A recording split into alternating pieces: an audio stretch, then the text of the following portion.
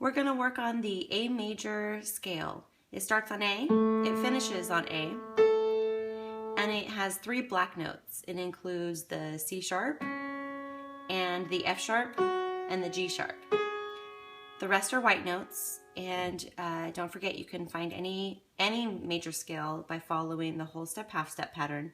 So if you start on A, you go a whole step higher, and then a half step higher, and then a whole step higher, whole step, and a half step. So those are the notes that your hand will be playing. And this fingering right here for the right hand, it's the traditional white scale or white note scale fingering. So it's 1, 2, 3, and then you tuck under, and it's 1, 2, 3, 4, 5. So it's the same as C and D and also E. So when you're playing it, the way I find it's easiest to remember is that your 1, 2, and 3 always play white, white, black. So you play your right hand thumb on A, you play 1, 2, 3, the white note, black note. So it's white, white, black. So 1, 2, 3. And then when you tuck under, so your thumb always tucks under your middle finger in these scales, then you're going to play the same pattern, white, white, black, with your thumb, pointer, and third. So white, white, black. After that, you have to remember that your 4th finger gets to play a black note too, and then your pinky's back on A. So it's white, white, black, white, white, black, and then it finishes up with a black and a white. And then when you're coming backwards, I try to think of it as each of my fingers has a job that it's been assigned to do. So that's what I tell my students. So your 4th finger is always, in the A major scale, is always responsible for G sharp. And if another finger tries to do its job, then something gets off. So when you're coming back down, your 5th finger will play A again, your 4th finger will play the G sharp, your 3rd finger will play the F sharp, the 2nd finger, see, we have the same white, white, black, but we're going backwards now, so it's black, white, white. So same fingers play those same notes. You're just going backwards. You're rewinding. So starting at the top. And now you have 3, 2, 1 again. Don't forget it's a black, white, white. So the A major scale on the right hand, 1, 2, 3, 1, 2, 3, 4, 5.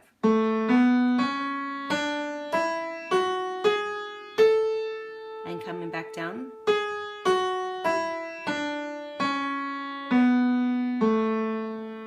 So when you're practicing, it's perfectly fine to just keep going up until you're comfortable. You can play the first 3 notes, tuck under, get your hand in place, and then play the next 4 notes. And then do it again until you have no more hesitations, still going slow.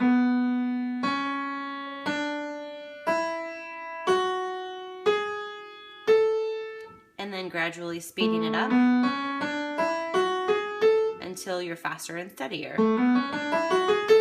Once you can go up, then work on going back down. So start with your 5th finger. Same process, go slow. And sometimes we have to start really slow where the sound actually dies out of the piano, and that's nothing wrong with that because you're working on brain work, really. You're not quite creating music yet. You're building the technique to be able to read and play music well. So you have to build your brain to get that ready, and also your muscle memory in your hands. So go nice and slow. Make sure that your 4th finger is where it belongs. If it's on a white note, don't start over. Just put it on the G sharp. Make sure it's ready. See, my A is practically over now, but that's okay. Now I know my 4th finger is correct and I can go on. And then do the same for each finger. Yes, it takes a while, but then you'll get comfortable and you can go a lot faster. Once you can go down, then you practice going up and down. Usually we do not repeat the top note. We do not do this. Usually we just go up and down. So as you get comfortable going up and then going down, once you're ready to do it all in one whole swoop, you just don't repeat the top finger, the top note. For the left hand, the A scale, and I'll use the same exact notes, starting on this A. The A doesn't have exactly the same pattern as the right hand. The right hand was convenient. It's 1, 2, 3 with the white, white, black, and then 1, 2, 3 again with the white, white, black. The left hand is not as easy to remember, but it's not horrible. So your hand position is pretty comfortable at the beginning. Your middle finger's on a black note, so your hands otherwise are all fingers are on white notes except for your middle finger. And so you play all 5 notes.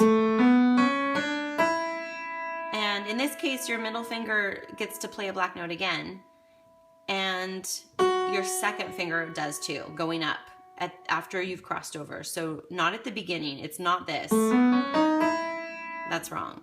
You need to have your second finger on the D. It's a white note. So then when you cross over, your second finger gets to play the black note. So 3 on a black note, 2 on a black note. So sometimes I just, well, growing up when I was learning piano, I just had to, I pretended that my fingers would get annoyed that they never got to play a black note, just so that I can come up with some silly, goofy way. And so that's actually helped my students, even though they probably think I'm a little crazy. So what I would do here is the second finger was annoyed that it didn't get to play the black note. So when it crossed over, it got its way. As really cheesy as that sounds, just those little games that you do with your head, getting your brain involved and coming up with reasons why, even if it's totally irrational or is not really the truth, because really the reason why there's a black note here is because the whole step, half step pattern. It has to be a black note because it's a whole step, then a whole step, then a half step, then a whole step, then a whole step, then a whole step, then a half step. So there's the logical, the actual, basically mathematical reason why the pointer finger has to play a black note, but that's not always helpful when you're trying to remember all the different fingerings for the scales and which one is supposed to be a black note. So that's how I remembered it growing up. I did start really young too, but if that helps you, great. If something else helps you, stick with it, because the whole point is to just get the scales memorized and correct so that you can play them with ease, fast or slow. So the left hand also has its own assignment. You have 5, 4, 3, 2, 1. 3, 2, 1. Practice that going up a bunch of times till it's totally smooth. And then practice going down, same fingerings, 1, 2, 3, and then 1, 2, 3, 4, 5. Tuck under. And then do that until you're smooth. And then put it together. When you're ready to play hands together, it unless there's a specific assignment or it's written specifically in music, it doesn't matter if you put your hands here on this A or on this A. Usually we keep our hands within 1 octave of each other. I tend to play where I start right around middle C or a little below. Here's middle C.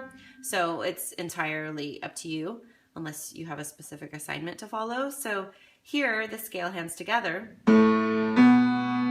Tuck under with your right hand. Cross over with your left hand. Tuck under with your left hand. Cross over with your right hand. And all together.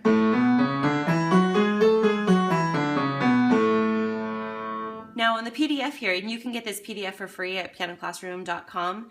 On the PDF that I have for the A major scale, I have the fingerings written out, but I also put the A major scale for the right hand on this A, because there's only one ledger line on this to this A. And most people when we're learning scales, we don't need to count ledger lines. We're not here to figure out which ledger line is the second one up. When you have, 2 ledger lines up on the staff, those ledger lines are those little tiny, tiny lines. We're here for the fingering and to get the right notes. We read the ledger lines for something else when we're really working on a piece, but now we're just working on scales. So no sense making it more difficult than it needs to be. So I have the right hand placed here on the music, and I have the left hand placed here on the music, because it's easier to see. See, the left hand has absolutely no ledger lines, which is nice. So I'm not saying you have to play your scales far apart. I mean, you can, but I wrote that just for your convenience, so it's easier to follow the fingerings and know where you are. But in reality, we usually just play an octave apart, unless we're doing like 2s against 3s, but that's a whole nother video. So have fun with your A major scale. Don't forget to go to pianoclassroom.com to get your PDF of the scale too, so you can practice on your own time.